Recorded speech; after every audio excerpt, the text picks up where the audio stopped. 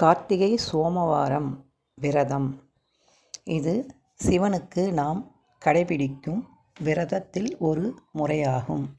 நாம் நினைத்த காரியங்கள் நிறைவேறும், செல்வம் ஓங்கும், குடும்பத்தில் மகிழ்ச்சி சந்தோஷம் அனைத்தும் கிடைக்கும்.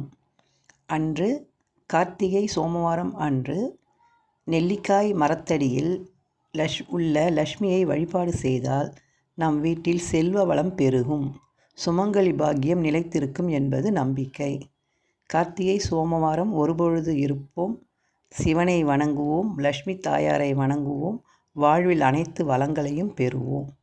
உங்களுக்கு என்னுடைய சேனல் பிடிச்சிருந்தா லைக் பண்ணுங்கள், ஷேர் பண்ணுங்கள், சப்ஸ்கிரைப் பண்ணுங்கள். ஓம் நம சிவாய. வாழ்க வளமுடன். அண்ணாமலையாருக்கு அரோகரா. அண்ணாமலையாருக்கு அரோகரா.